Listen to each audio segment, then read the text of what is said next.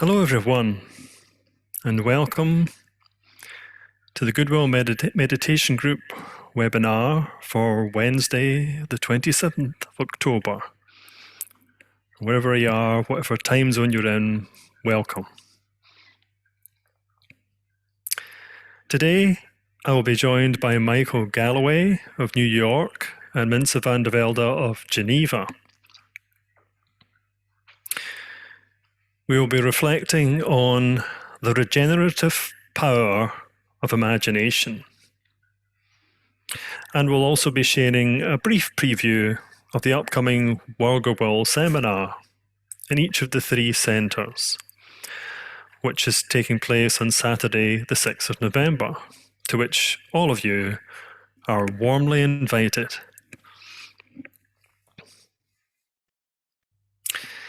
As many of you will know, the Goodwill Meditation Group is a global group of people who link up every Wednesday at noon to meditate on goodwill, with the objective of stimulating and strengthening the goodwill expressed by humanity as a whole.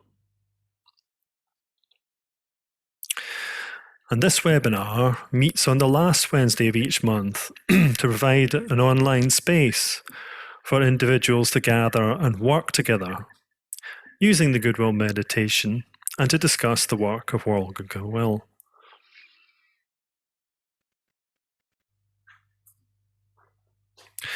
Goodwill has been defined as love in action, and it exists in all human relationships that resonate to a note of loving intention. It's both positive and dynamic, and it can be consciously used for the betterment of humanity and the world. Goodwill is in essence the name we give to the potent energy of divine will as it expresses itself through human relationship. This powerful energy overcomes all separating forces and has the potential to transform all aspects of our societies and the world itself.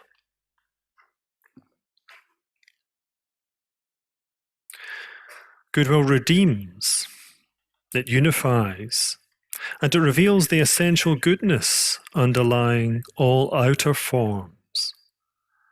The existence of goodwill is evidence of the link between humanity, the spiritual hierarchy, and divinity itself.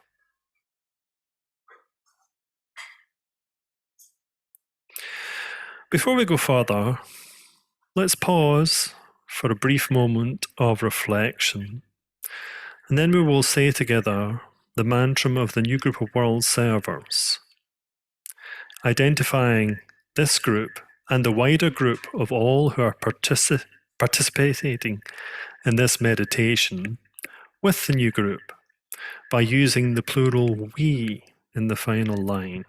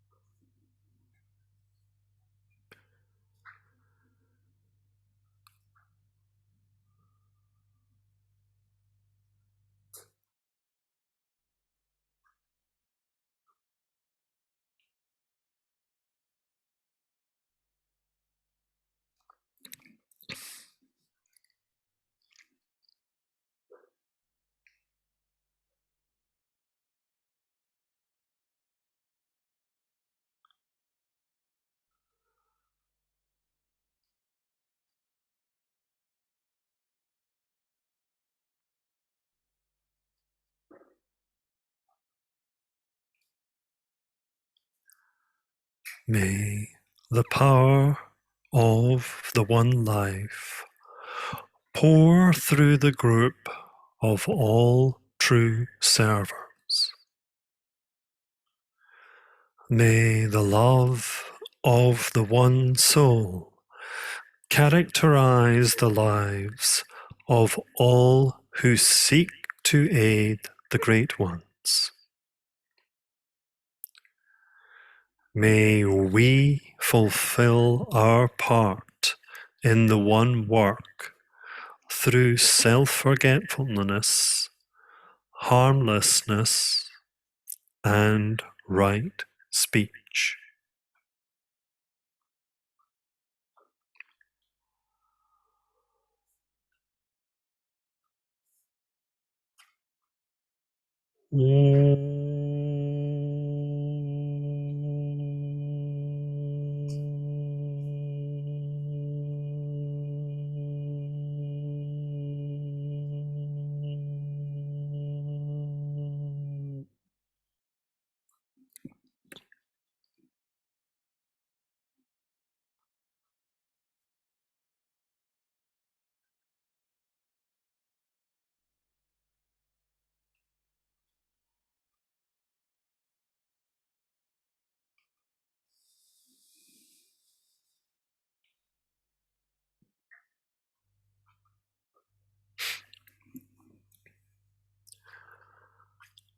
Today our theme is the regenerative power of the imagination, and we're looking forward to the upcoming World Goodwill Seminar on imagination and social regeneration.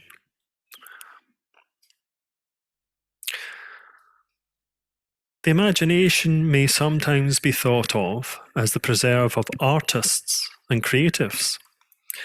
However, this is probably too narrow a picture, for imagination is also an essential component of science, education, politics, indeed every important human field.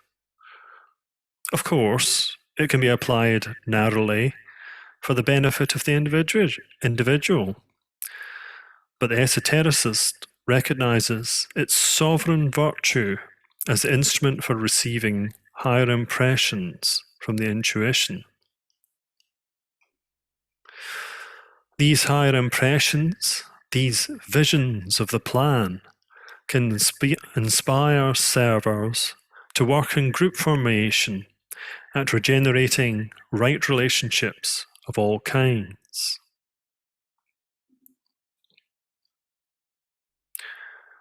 The creation and maintenance of relationships is a dynamic process, and the conditioning patterns of relationship, which go to make up a healthy community, are complex examples of this. Humanity has been experimenting with this work for thousands of years within the historical record, and many more thousands before then. According to The Dawn of Everything by David Graeber and David Wengrow, recent archaeological evidence suggests we may have seriously underestimated the diversity and complexity of such prehistoric societies.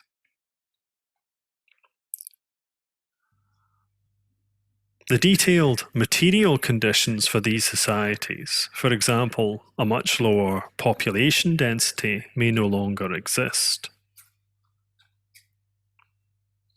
Yet can we reimagine regenerated forms vitalized by the universal conditioning energies of light, love, and the will to good?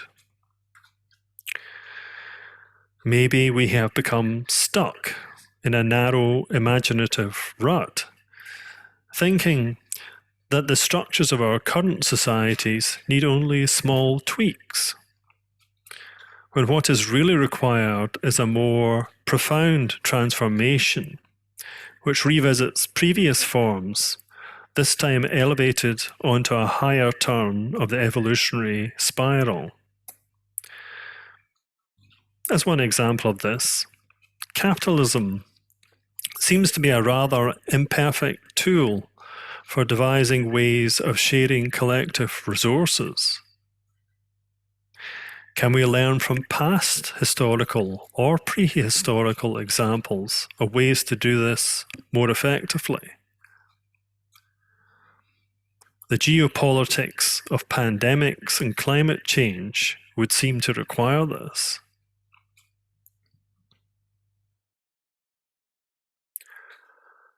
In our meditation today, we focus on imbuing our relations at all levels with the power of goodwill, which magnetizes such imaginative visions.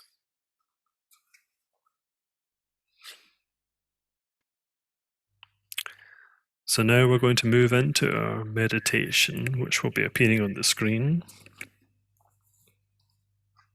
And as we do so, we recall that we are sharing this effort with thousands of people around the world who are meditating on goodwill. And we are doing this as souls, with telepathic rapport with all souls.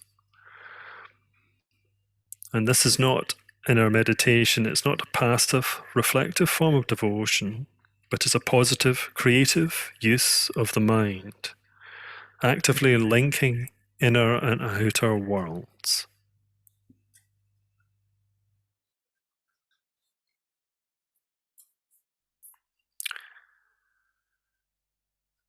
So we link up in thought with all those people throughout the world working with this Goodwill Meditation Group.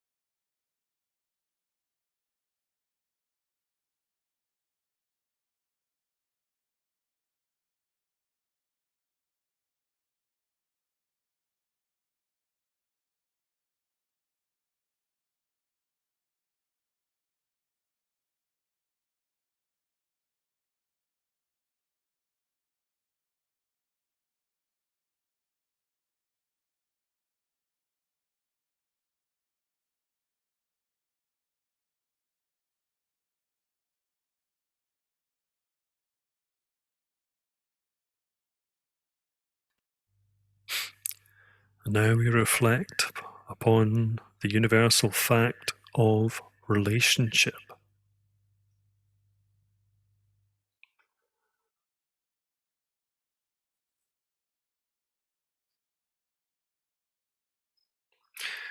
You're related to your family, wherever they may be in the world.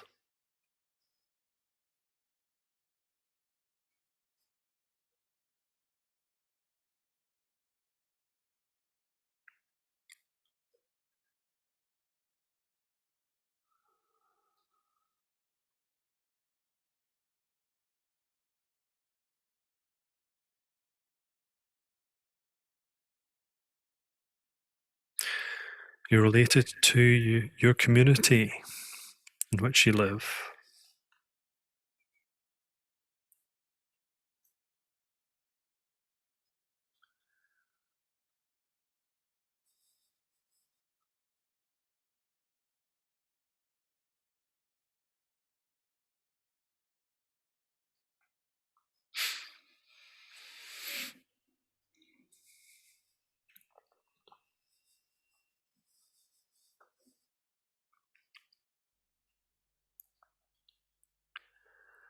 You're related to your nation and the national consciousness.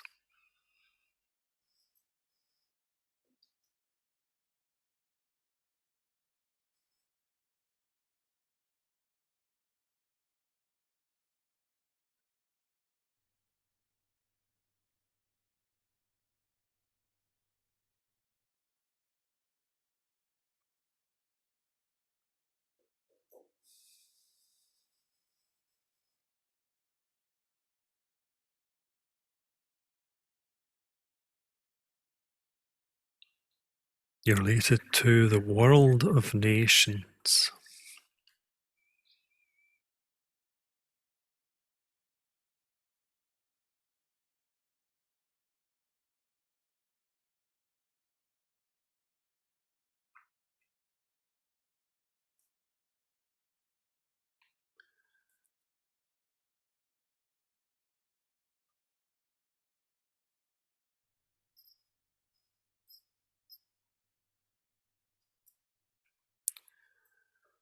And all the these relationships are encompassed within the one humanity.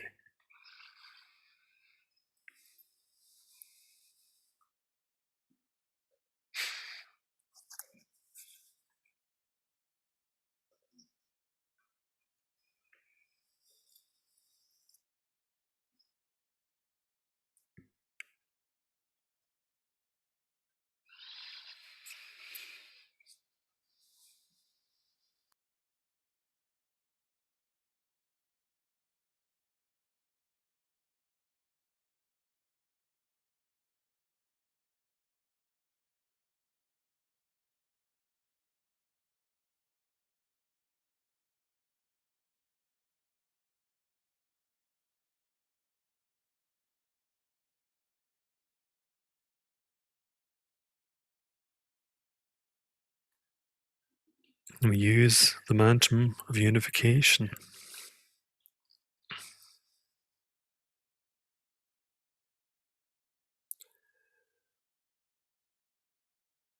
The souls of all are one, and I am one with them.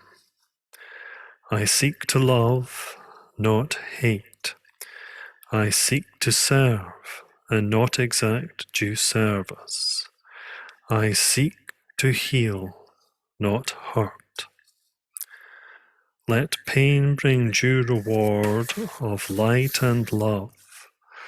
Let the soul control the outer form and life and all events, and bring to light the love that underlies the happenings of the time. Let vision come and insight. Let the future stand revealed. Let inner union demonstrate and outer cleavages be gone. Let love prevail. Let all people love.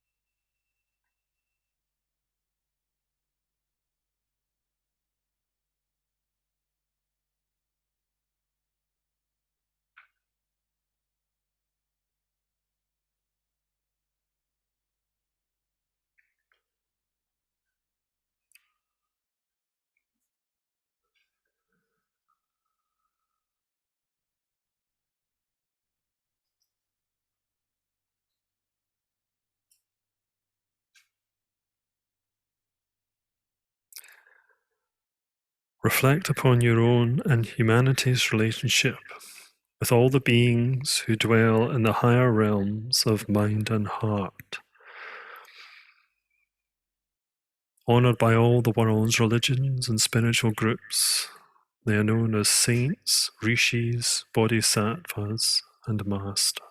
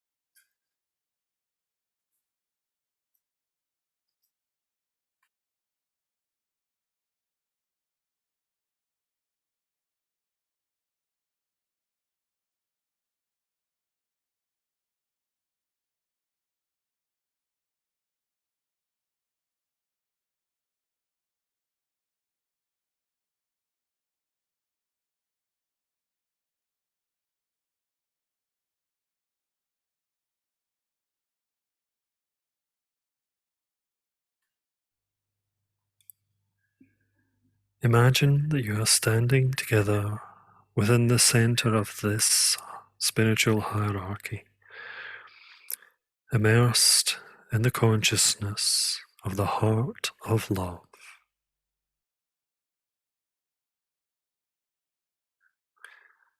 For some, this heart of love is known as the Christ, and other faiths have other names for the one at the center, such as Maitreya, the Imam Mahdi, and the Kalki avatar.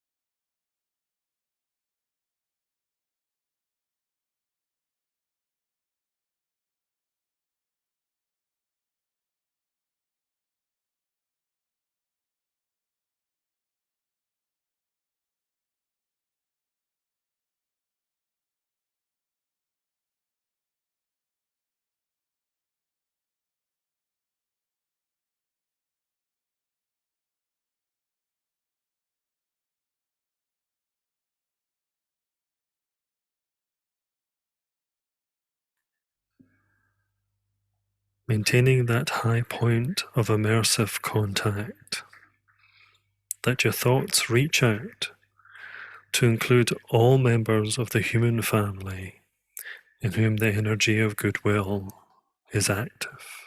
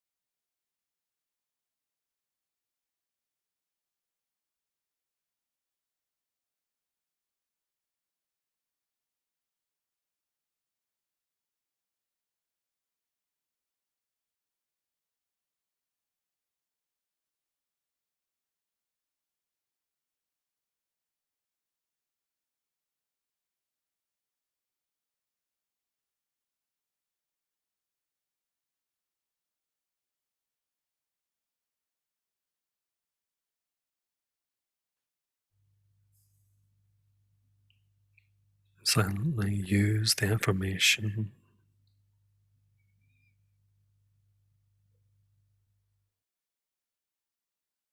In the center of all love, I stand.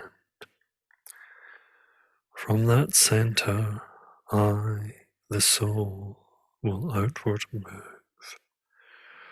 From that center, I, the one who serves, will work. May the love of the Divine Self be shed abroad in my heart, through my group, and throughout the world.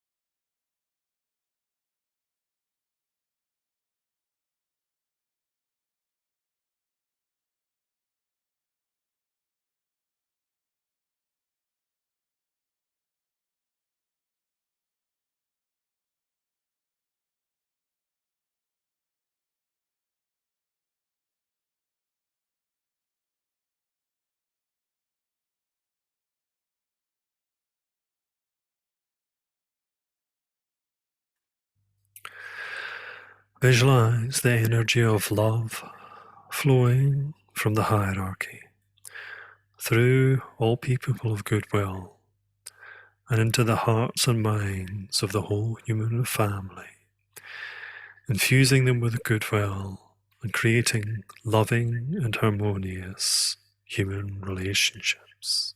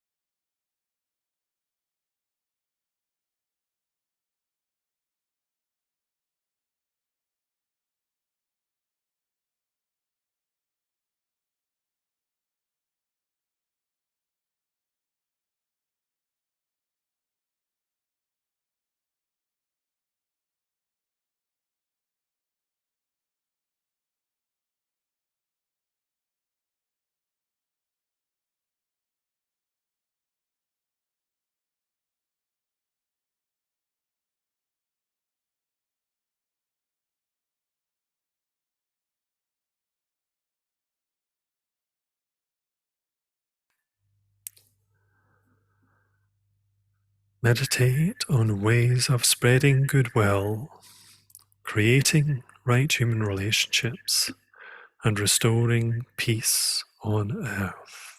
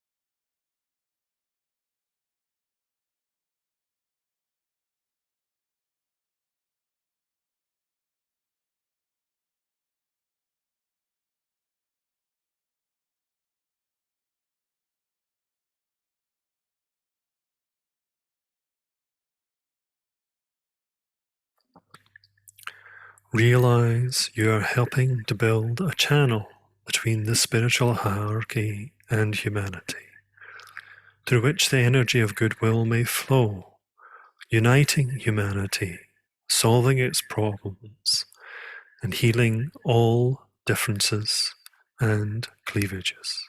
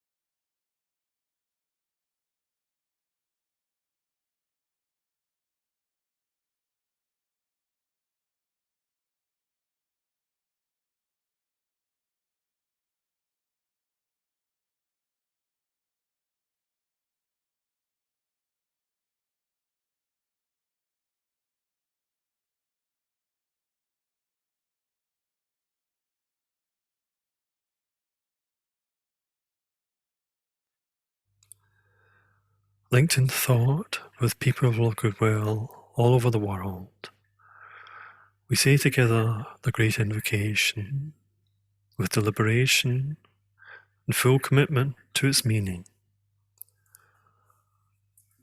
knowing that we are radiating its potent energies to humanity.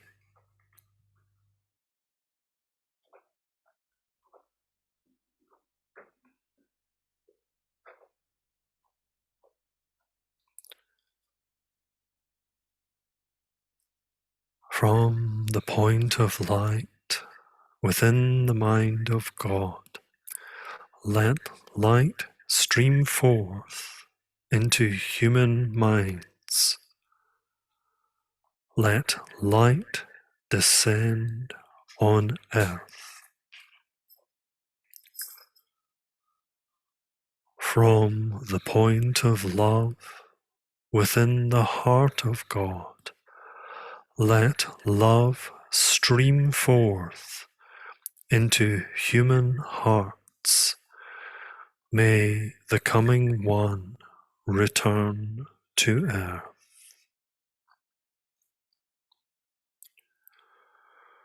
From the center where the will of God is known, let purpose guide all little human wills, the purpose which the masters know and serve.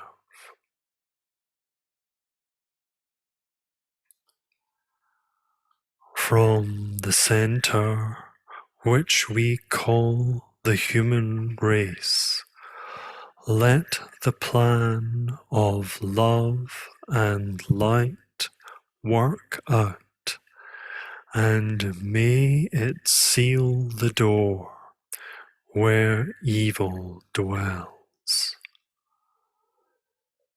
Let light and love and power restore the plan on earth.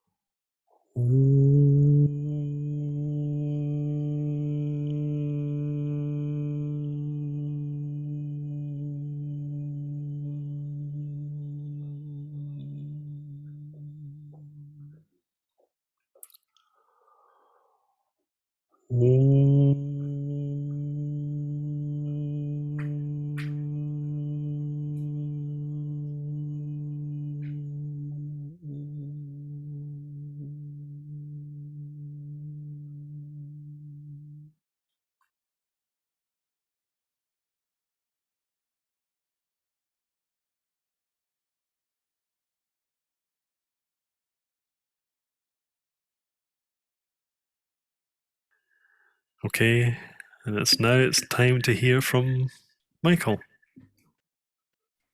Hi, Domminic. Thank you. Can you hear me? Okay. Yep, perfectly. Okay, great. Thank you for that introduction and for that meditation, Domminic. So today I'd like to speak a little bit on the theme of the imagination, what it is, its role in the creative process, and also its importance to the regeneration of human living and consciousness, which is today so rapidly going forward. As Domminic mentioned, the World Goodwill Seminar, which occurs next Saturday, November 6th, will be on the theme of imagination and social regeneration. And so if you believe this theme is an important one and one that you want to discuss and examine in more depth, then we invite you to register for the event at www.worldgoodwill.org/seminar_2021. Today, we will also have a period of discussion after this brief presentation. So we invite you to jot down any comments or questions that might come into your mind and we should have time to get to those.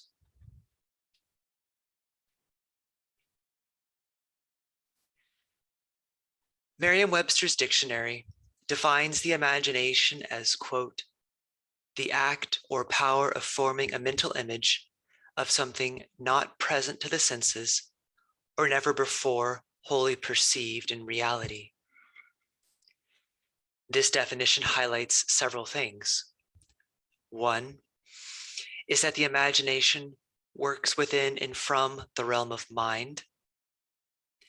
Two, that it builds a prototype of something which is not yet in manifested existence.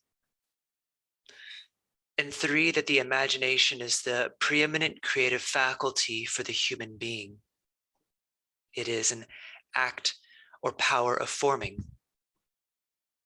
And this is different from the common perception of creative work as limited mostly to the physical plane and to the brain consciousness. The act of imagining alone is a creative act because that which it produces does exist, even if on subtler levels.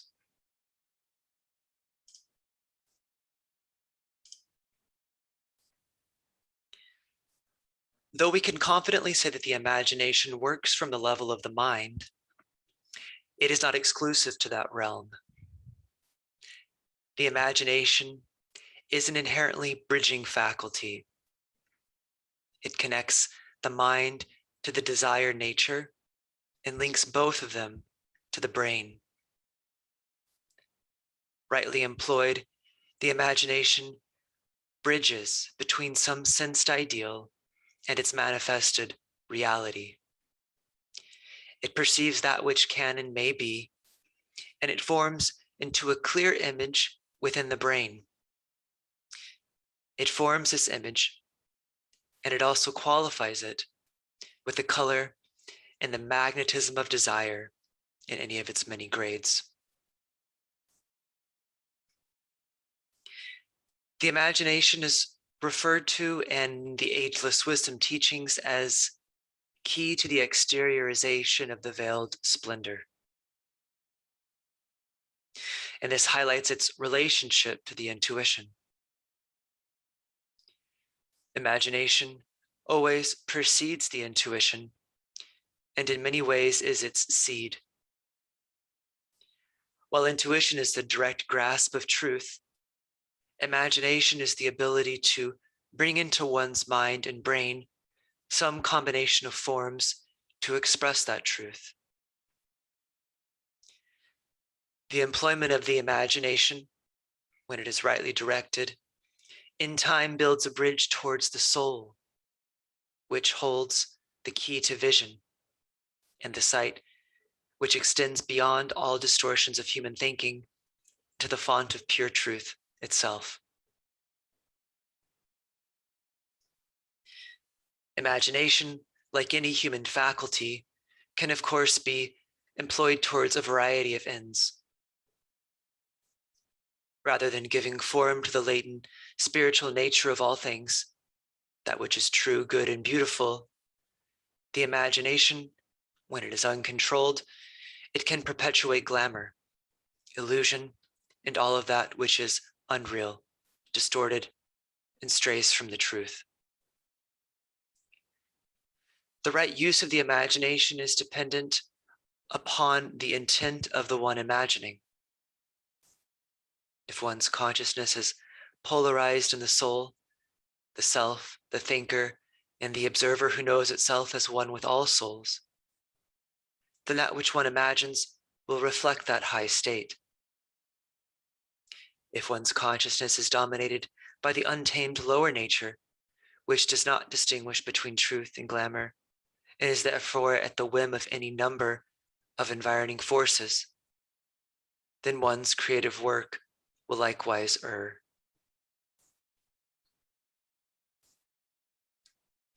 Most of us, and probably all of us, find ourselves somewhere between these two ideal types.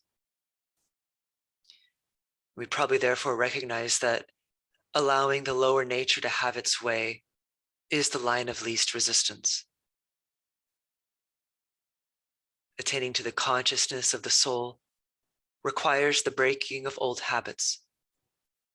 It requires assuming increasing degrees of responsibility, and it requires the wise and intelligent handling of crises. When the man or woman sets their feet upon the path, in almost every case, they encounter a great degree of resistance until such time as the rhythm of the soul has been imposed upon the vehicles of the personality. But when these two are brought into alignment, into perfect alignment, and when the personality has therefore been raised upwards, then all antagonism is resolved, and a true point of spiritual tension or focus can be established. And this marks a new cycle of creative work.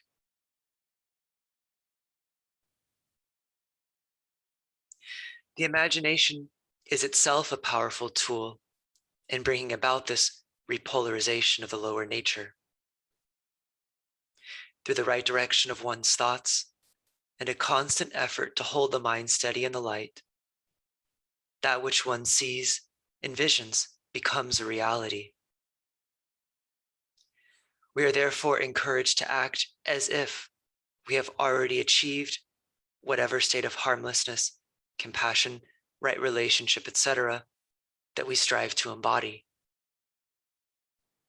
This, of course, is not to delude ourselves or to ignore our faults, but rather to direct the mind and consciousness entirely towards the desired ends, and in so doing, focusing all of one's energies towards bringing it about. The art of visualization is also employed in many meditation schools as a first step in the direction of energy. Though such practices may begin with creating shapes, objects, or scenes within one's mind's eye, eventually students are asked to visualize ideals and qualities. This effort links the whole process with the abstract mind and is the first steps to establishing a rapport between the imagination and the intuition. When this occurs, the true creative potency of the human being is unlocked, and he or she can truly begin to create on earth things patterned as they are in the heavens.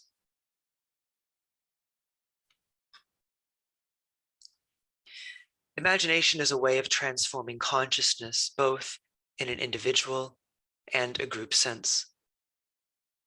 The creation of civilization and culture has always been, of course, a group endeavor, but one rarely reflects upon the role of the group imagination in such a process.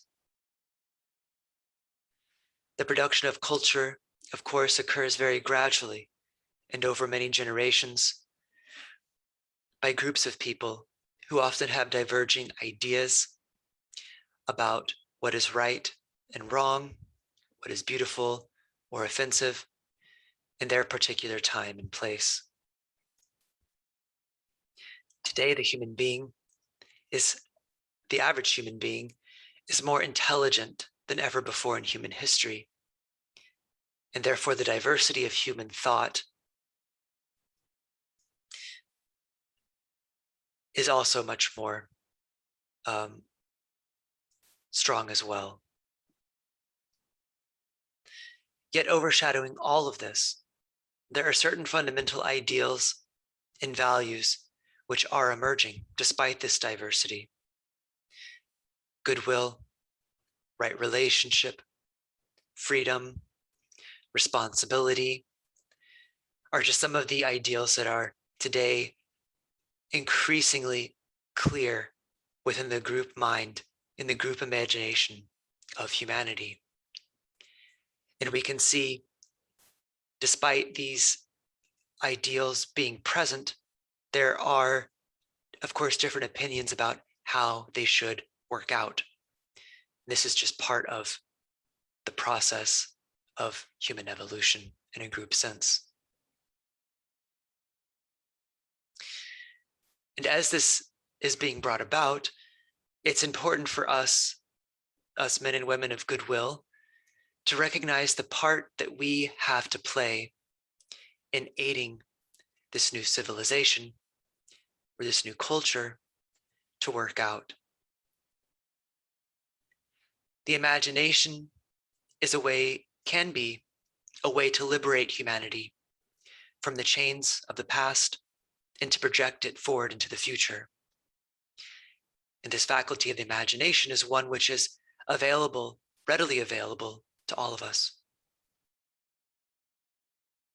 To employ it, however, requires trained thinkers, requires those whose minds are awake and aligned with the soul, and who are willing and able to uphold a vision of the future. To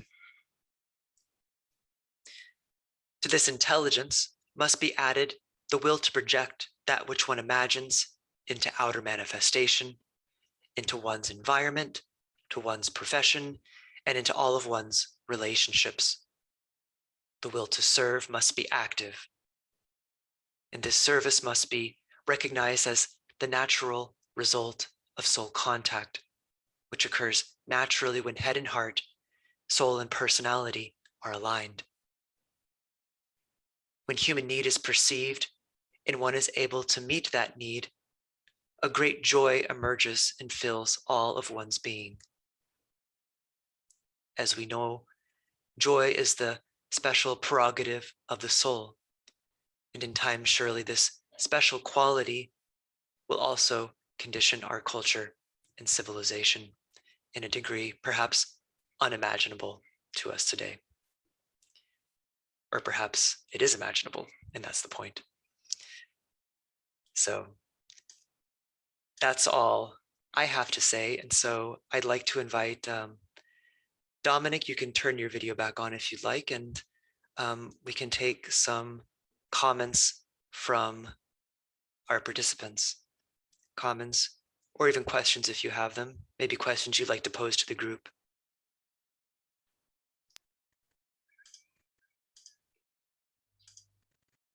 Also, Minsa, if he wants to appear too, that would be good. Yes, of course, Minsa. There I am.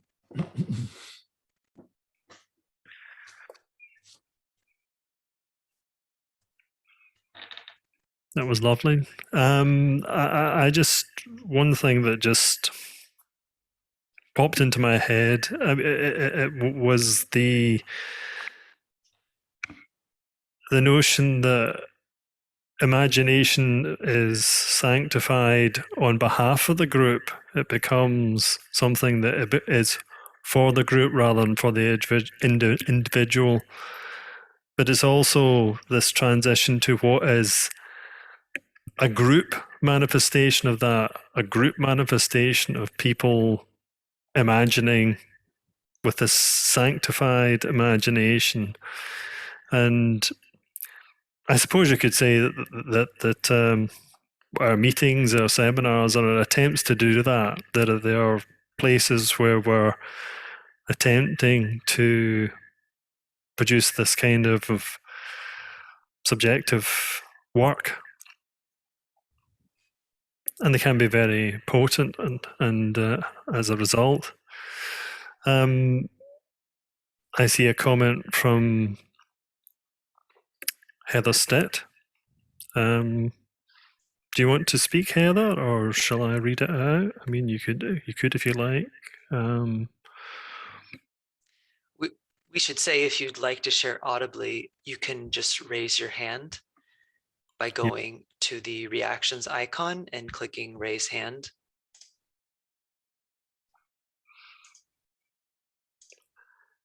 Heather isn't available to speak, so I'm going to share what she said. The cycle of conferences has imagination in its core. Group imagination and thought form creation to effect change and evolution. That's very nicely put, very well expressed. And as it happens, of course, that's kind of an advert, because the cycle of conferences is currently running a focus on the upcoming climate change conference in Glasgow, which starts on Sunday and runs till the 12th of November. So a beautiful way to use our imaginations creatively.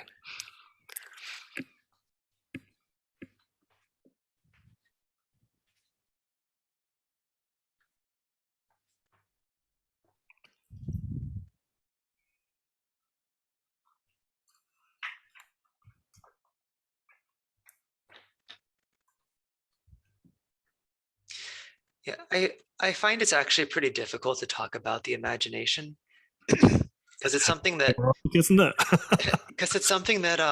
you know, we all kind of employ all the time if you think about it, you know, even if it's something as simple as yeah, how am I going to go about this everyday task?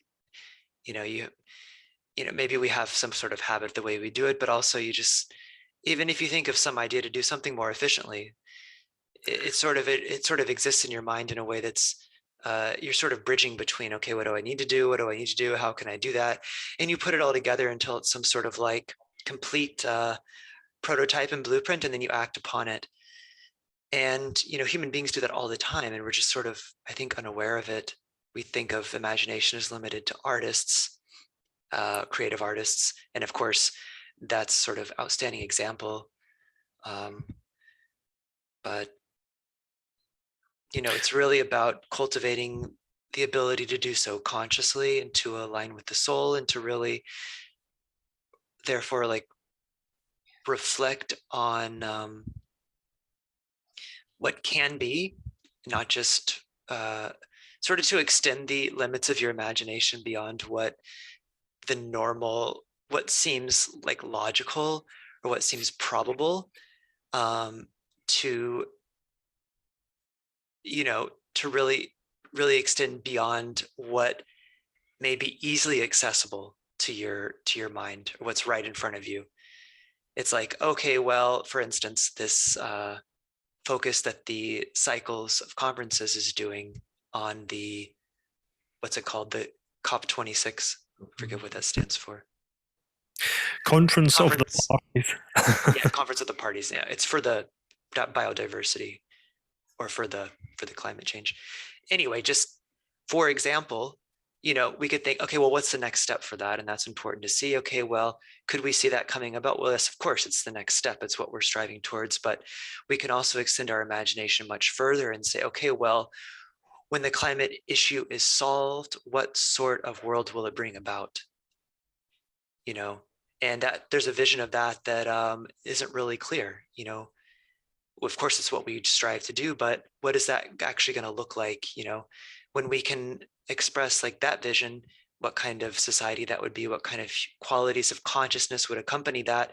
It just, I think, lights up everybody's mind. It creates a sort of magnetic center uh, of attraction, and it just helps draw humanity, I think, human thinking towards that. You know, it gives people hope and faith. And you know, the new group of world servers, which I'm sure those of you who have been on this webinar before have heard about, one of the main tasks given to this group is to uphold the vision before the eyes of humanity, the vision of the one life and the vision of the plan.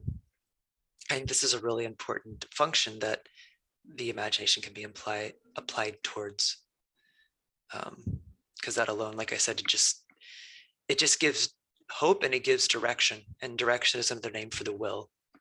As we know, like given the crises humanity faces, I think one of the most important things is not just, you know, intelligence and having a plan, but also keeping up that hope and faith, and also just having the will to not just will to act, but also the will in terms of spiritual will, in terms of direction and right orientation towards values that are universal. And I'm going to stop. We have a hand up. Shall I? It's Eleni. I'm going to ask her to mute. Eleni? Yes. Yeah. Hi, can you hear me? Yes. Yes. Nice. I first thank you so much for for offering this, for your introduction, Dominic and Michael, everything you offered. I want to, there are like 3 points here that are staying with me very strongly. The one is the relationship of imagination to intuition. There is a certain aliveness that is very present with me as I hear you speak of this. And how imagination can be received as a bridge toward clear intuitive knowing as direct grasp of truth. So I'm very interested in that, and I'm gonna go back and look at the transcript again and hear those points that you are making. The second piece I would love, I imagine that November 6th, there will be more on this.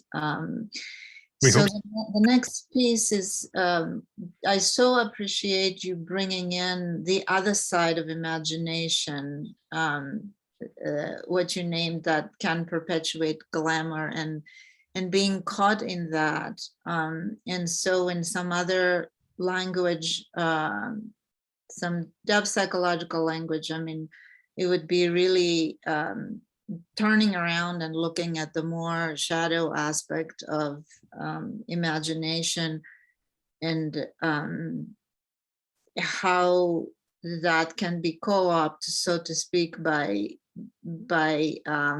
unworked material in the complexes and such. But anyway, so I feel so appreciative of this, of that you bring this up,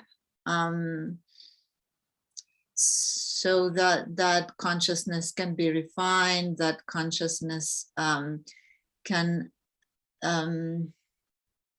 move toward greater distinction and discernment around this. In the third piece, I'm so interested in what you pointed out, Michael. Yet I wrote it here, and I'm hoping I wrote it down correctly. And yet there are many opinions on how that can work out, you know, when in terms of, in relationship to group imagination and all the increasingly clear sort of principles or values that are sort of shining within a group. And yet there are opinions how they can work out, and this is part of the process. And so as I hear this, there's like a widening, sort of like a widening holding that I am present with, like the ability to, the growing ability within the group or a group or many groups to actually stay with perhaps perspectives. For me, the word perspectives is important, so that through the multiplicity, there is the possibility of finding the point that intuitively will bring the form into manifestation somehow. That's my own forming right now in language. So anyway, I appreciate all these 3 pieces, and I thank you again so much. Thank you. I see Joshua has his hand up. Just ask him to unmute.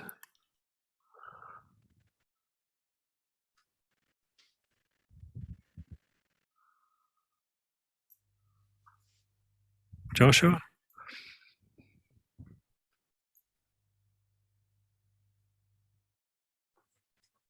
Can you hear me now? Yep. So on Facebook, there's a comment from somebody named MN Nick.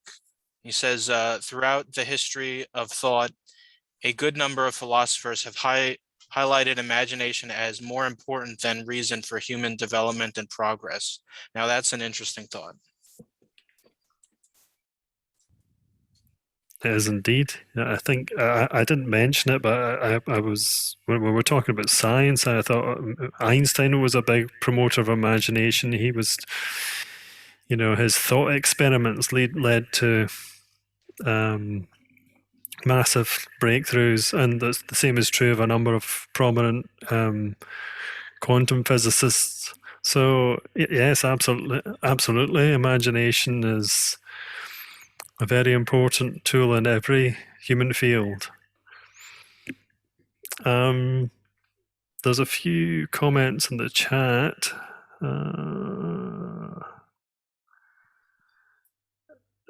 VN says that Agni Yoga extols the virtue and necessity of the creative imagination, envisioning the future worlds as we move into the Aquarian age. Absolutely, these writings are very illuminating. Indeed, they are.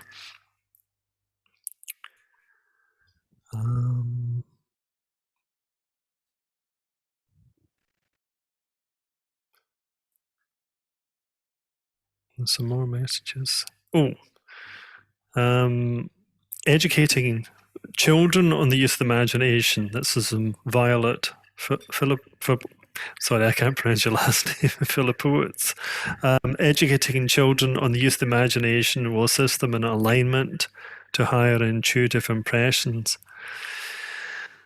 These intuitive ideas will contribute to bringing forward new ideas and understanding related to the plan.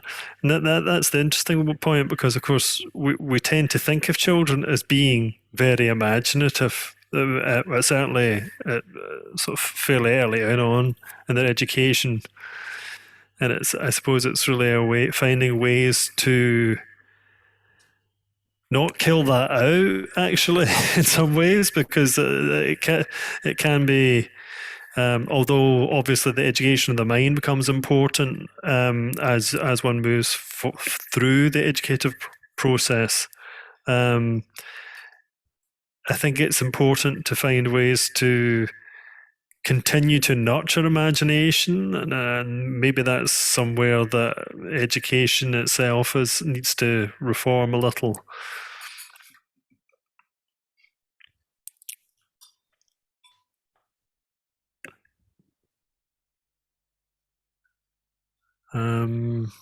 Sam Jones says, could you sum up the plan?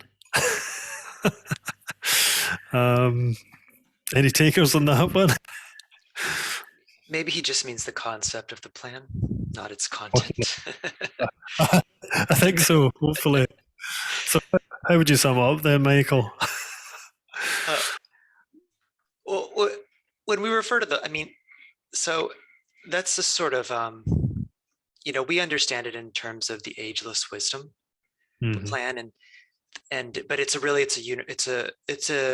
I would say it's a universal concept, and it's common to a lot of religious traditions. The idea that divinity is real and that there is a plan for humanity, and that plan is being worked out through the medium of human thinking, and human living, and human relationships. You could think of the plan, I think, as sort of the prototype of whatever the next step is for humanity. It's a reflection of the divine will, and that plan it exists in a sort of high, sort of formless state of existence, but it's up to humanity to bring it down into the world of form. So the plan is something that exists and is real and is definite in a formless sense, but it's not something that is decided. It's not the source of some sort of fatalistic type thing for humanity, because it's up to humanity in terms of how certain fundamental spiritual ideas are going to work out in human living and human civilization. So the plan is more in terms of the energies which humanity is sort of destined to bring about, whereas human civilization is the expression of that plan. And that's the interesting thing, as you pointed out, that ideas and ideals of the plan will be expressed differently by different individuals. So that's what creates the wonderful diversity. So although it's there's one plan, as it were. There's many manifestations of it.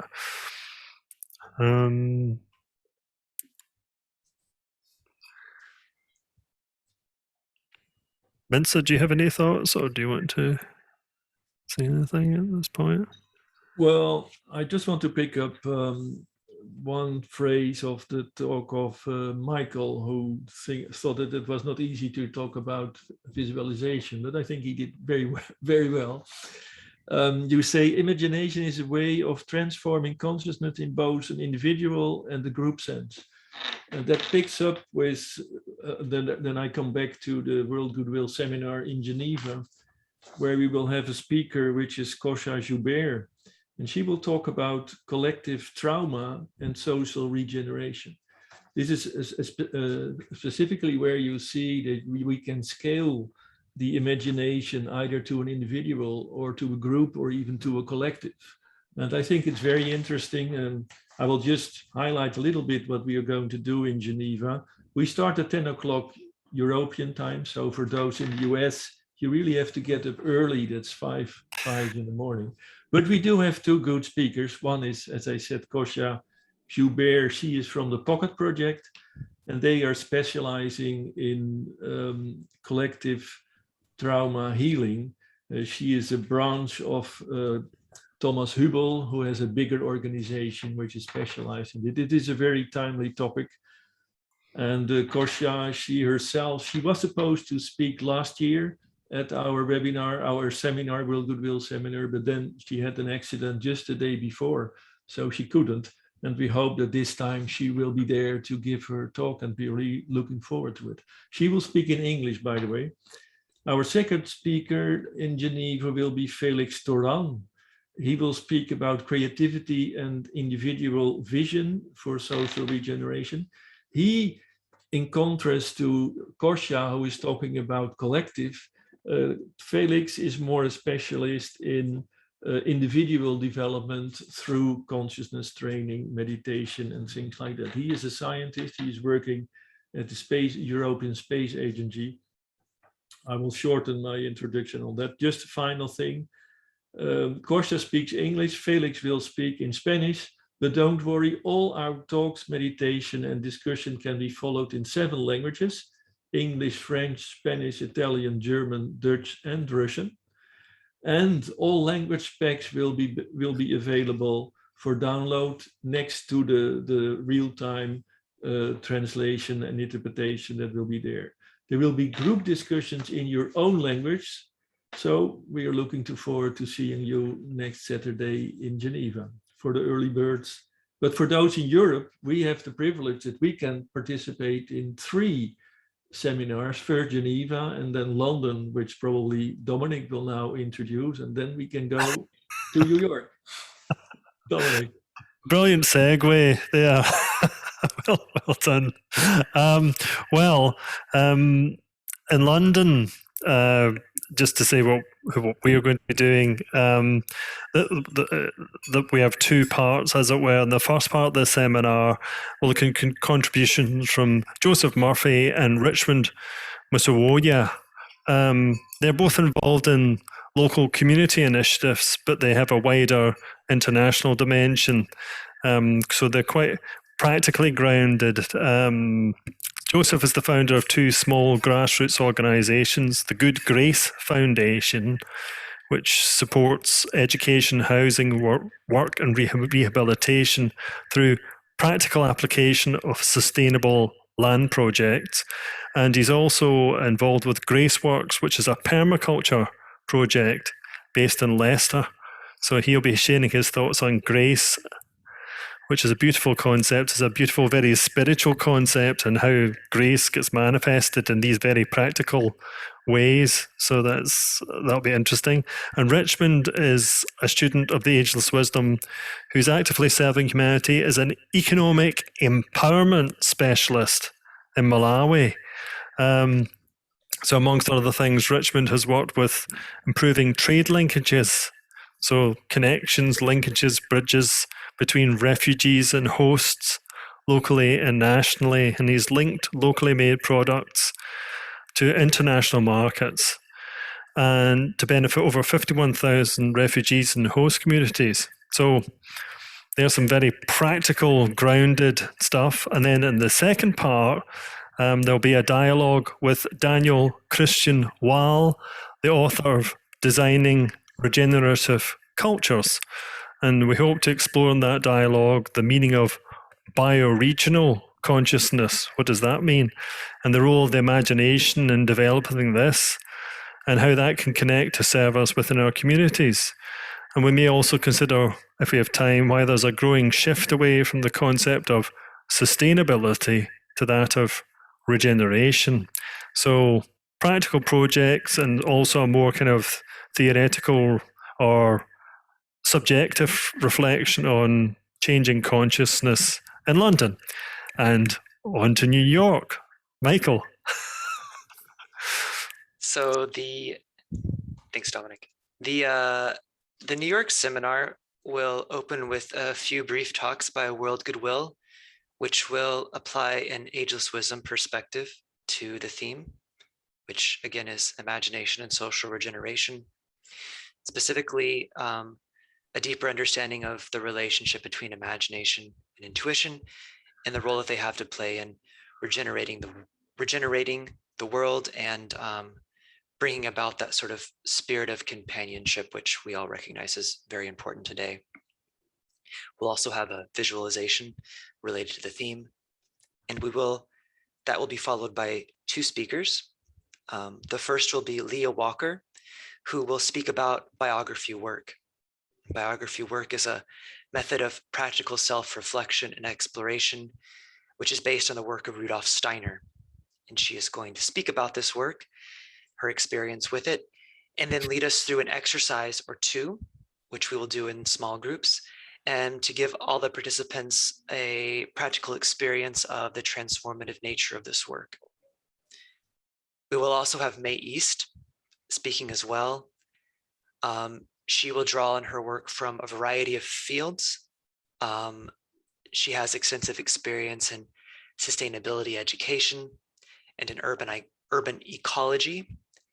And given the theme, we especially look forward to hearing her speak about edge work, which in ecology is the place where two ecosystems meet, such as you have a mountainous region and sort of a plains region or a forest.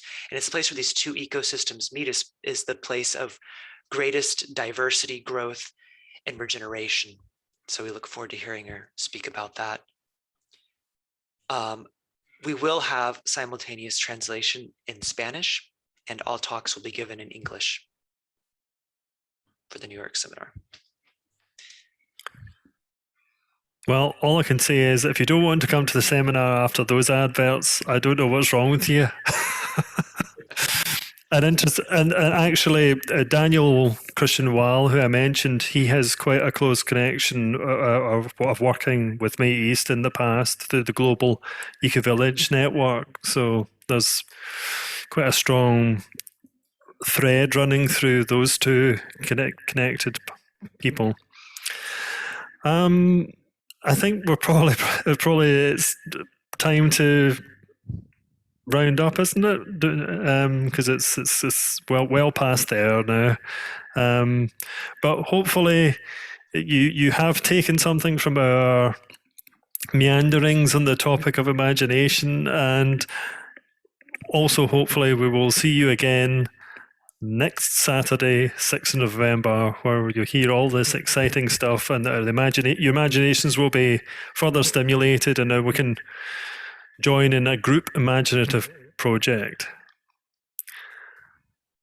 So, shall we finish now with just a brief moment of silence?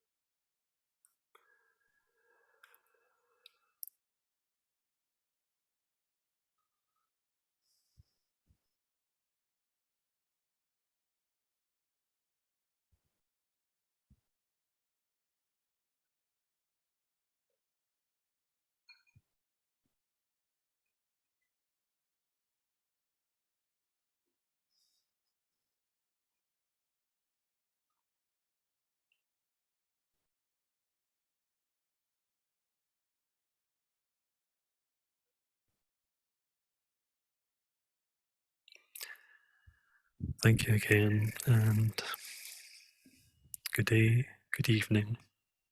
Farewell.